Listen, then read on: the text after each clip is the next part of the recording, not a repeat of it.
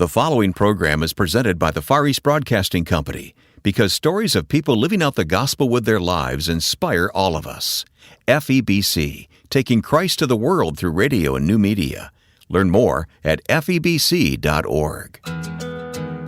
I want to be a part of the ultimate vision in Revelation of a company that no one can number, that's made of every tribe, nation, people, language. I want to play whatever part God has given me in seeing that community assembled.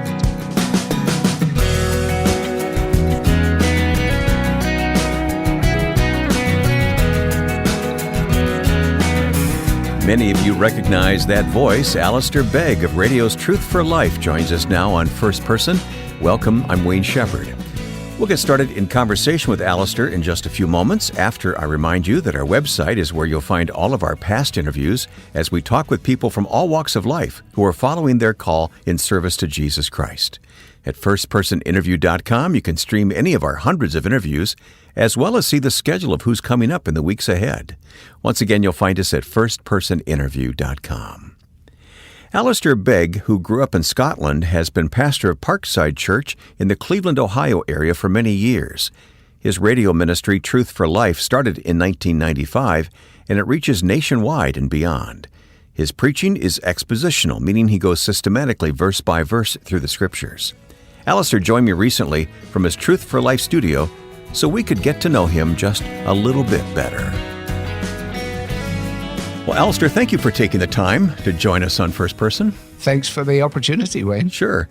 I'd like to get to know you more than what we typically learn from a book jacket or a website biography. So we're going to do something kind of fun today. With all apologies to the game show Jeopardy, I've established several categories that you can choose from. All right. This will be our launching point today, okay? So the categories are Scotland. You knew I had to ask that one, right? Of course. All right. Grandparenting, golf, British pop music of the 60s, my advice to young pastors, and finally, he who finds a wife.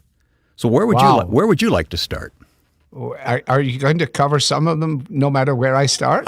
We'll have to see. Maybe. As time permits, okay. Yeah. Let's go with grandparenting. Grandparenting. Oh, interesting. All right. So how many and where are they? Oh, how many grandparents do I have? How many grandchildren do you have? Oh, I thought you wanted to ask me about my grandparents. You're not going to be one of those guests, are you? I think I am already. No, honestly, when you said grandparenting, I instinctively thought he wants to ask me about the influence of my grandparents on me. It never actually occurred to me. We can talk about that as well, sure. Yeah. Okay, I have 8 grandchildren. 8? Sorry. All right. Boy, that's wonderful. We only have one, so I'm just a little jealous about that. And if I can give you a loan of 2 or 3 on any, we won't name names. On any Friday evening. Yeah, I know being a grandparent's very special to you. But since you brought it up, tell me, your grandparents had an influence on you spiritually? Yeah. Well, my paternal grandfather died before I was born. He died at 56. He had an influence on me in a number of ways that he never ever knew. One, he was a shepherd in the remote regions of the Highlands of Scotland. I knew I liked him already, yeah. Yeah, and he also was a sort of godly Highland Presbyterian. My grandmother, my paternal grandmother, died when I was 5 years old. I just knew her only as the way a grandson has that peculiar love for a grandmother. Mm-hmm. I remember her face. I remember her walking with me in the park. I remember her gentleness. I remember her saying to my father, "Oh, leave the boy alone." And on the other side, my grandparents on my mother's side, a Catholic lady brought up in a convent, married to a Protestant guy who was in the First World War. Very different lives and very different background. My grandfather was invalided out of the First World War, but he did not allow that to stand in the way of life for him. And I learned from my grandfather how to talk to people. I learned from my grandfather how to tell a story. I learned humor from my grandfather without him trying to be funny. And he just had a huge impact on my young life.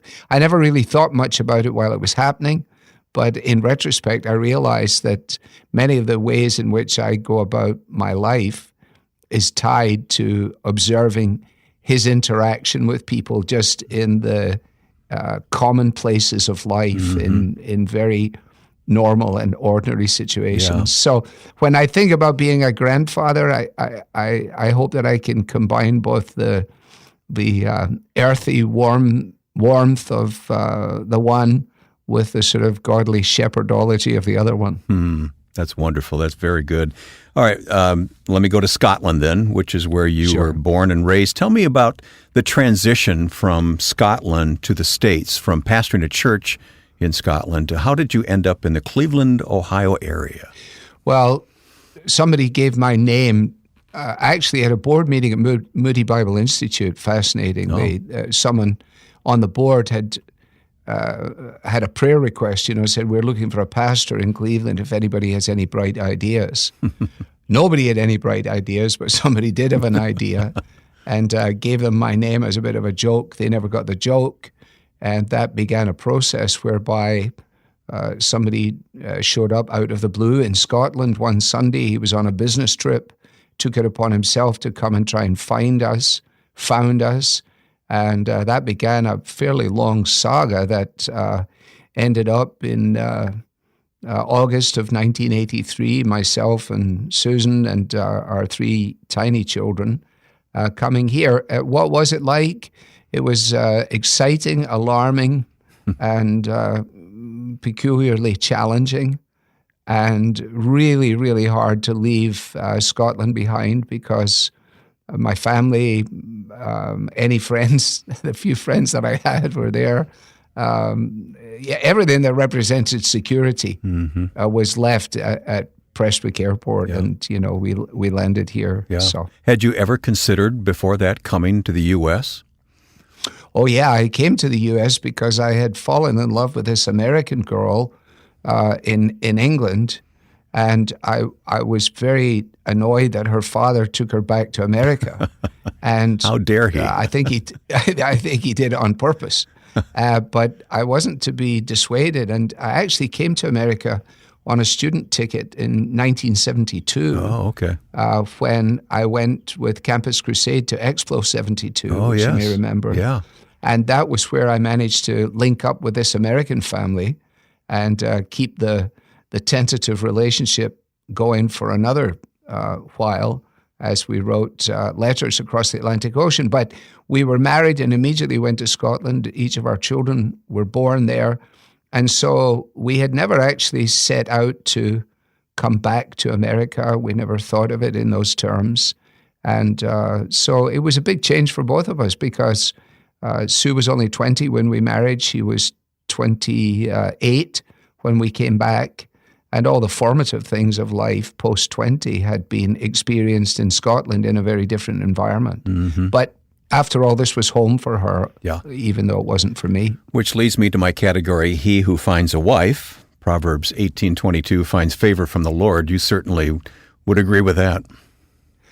Yeah, absolutely. I mean, I joke with folks that every pastor needs a wife if for no other reason than to keep him humble.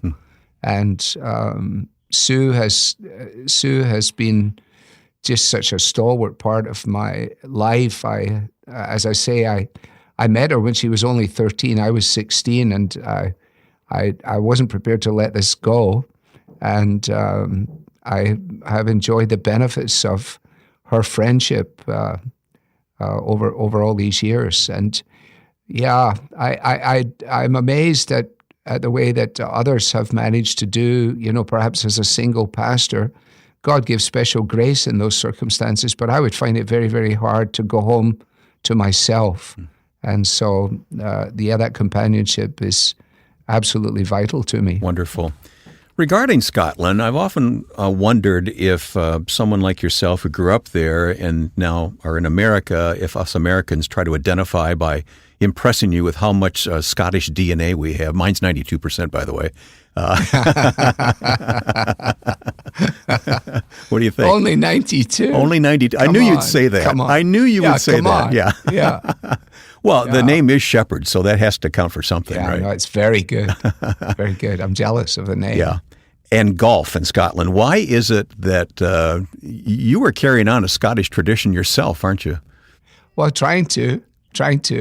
I do think, I joke with my friends that, everybody really wants to be Scottish. All my American friends also, we loved it and we found our castle.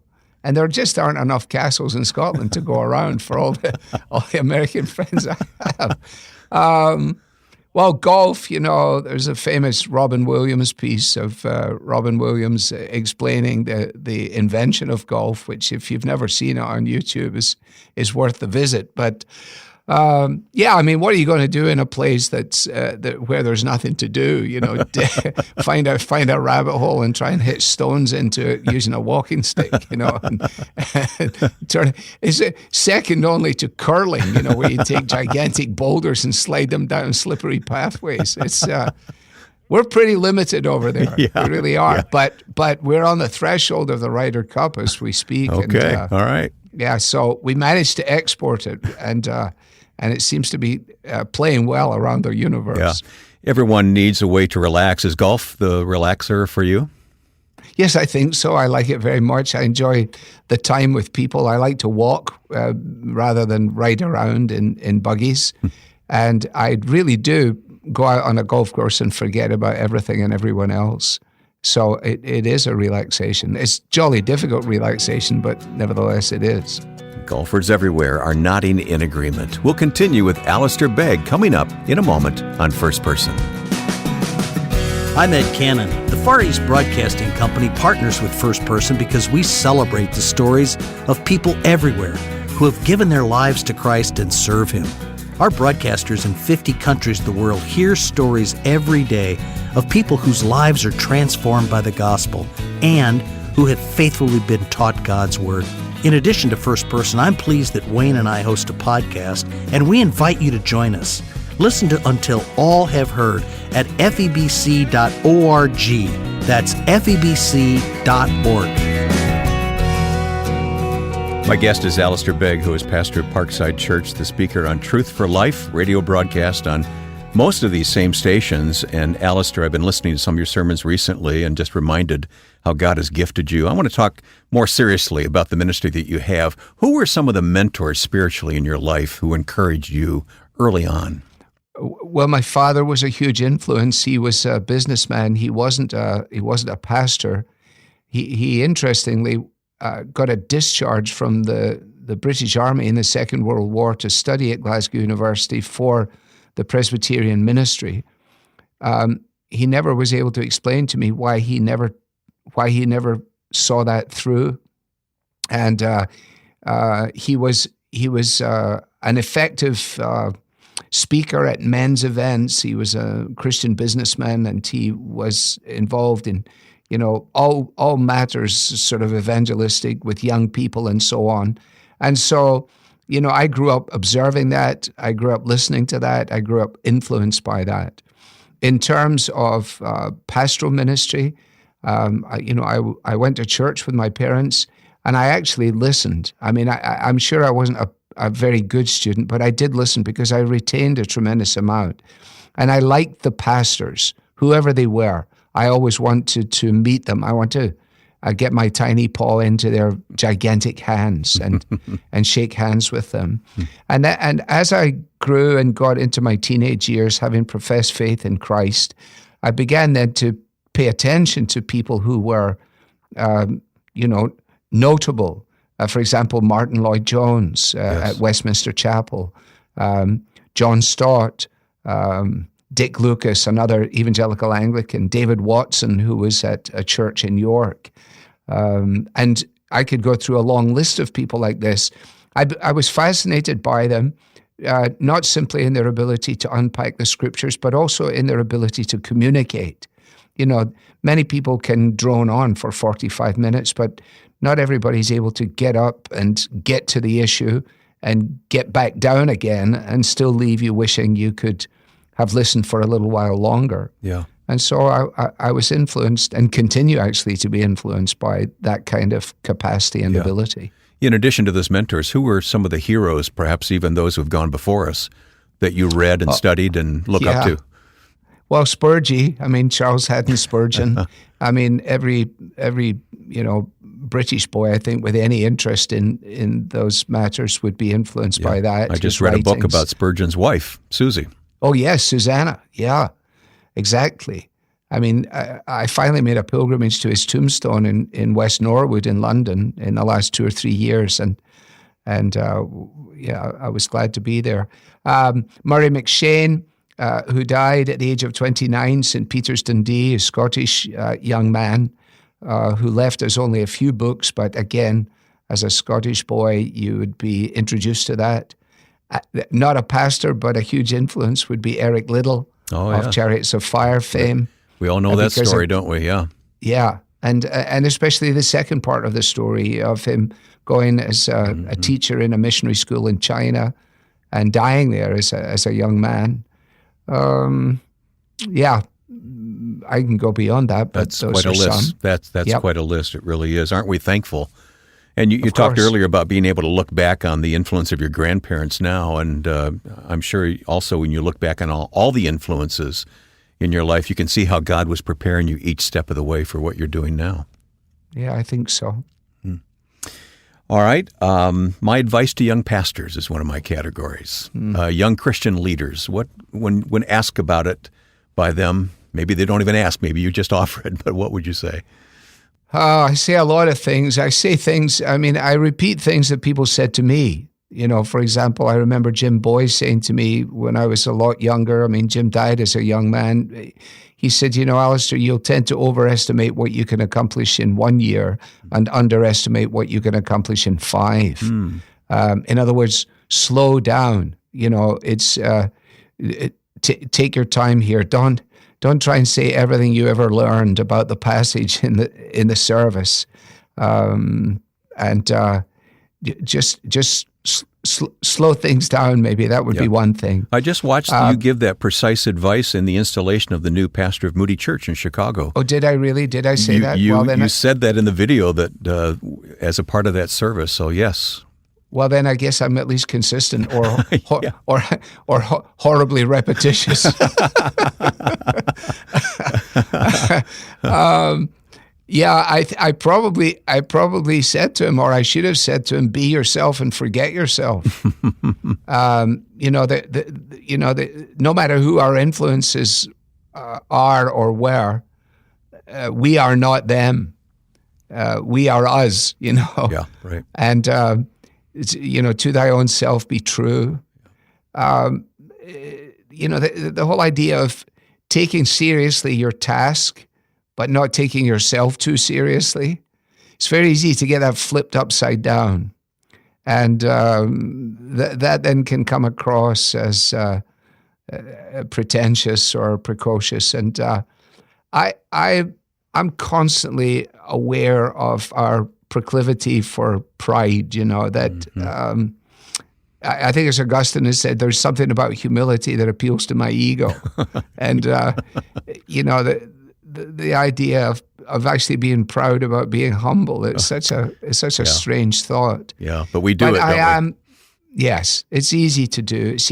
Again, that takes back to good friends, your wife, your children, your colleagues.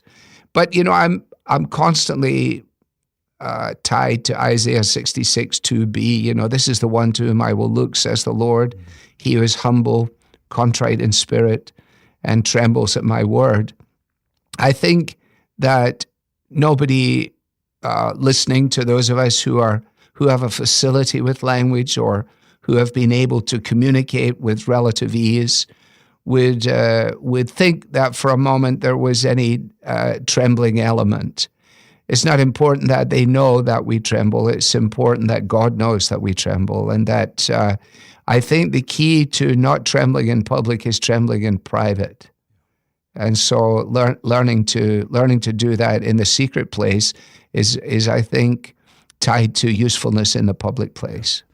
Let's talk about rightly dividing the word of truth. You preach expositionally. Let's explain what that means. Well, I think expositional preaching is essentially allowing the text to determine the content, the course, and the direction of the instruction, as opposed to coming to the text, looking to the text to support an idea or something that one wants to say. It's not necessarily wrong to do that, but the people who were models for me always did the skiots, that is the systematic consecutive exposition of the scriptures. And I grew up under that, and it just seemed to me to make perfect sense that the reason that it was a letter is because it was a letter. And so I'd like to know why how the introduction ties with the middle and how the end fits with all that's gone before. And I began to understand how the Bible fitted together as being under that kind of instruction. And so I just didn't know any other way to go about it except that. And so I started to do that, and I've largely done that, ever since. I'm just curious now, you've been in the pastorate these years and you handle the Word of God so ably. What goals do you have for yourself, Alistair? I have one overarching goal, and that would be, to finish the race faithfully, to run right through the tape. I'd like to make sure that I don't lie down on the grass. I want to be a part of the ultimate vision in Revelation of a company that no one can number, that's made of every tribe, nation, people, language. I want to play whatever part God has given me in seeing that community assembled.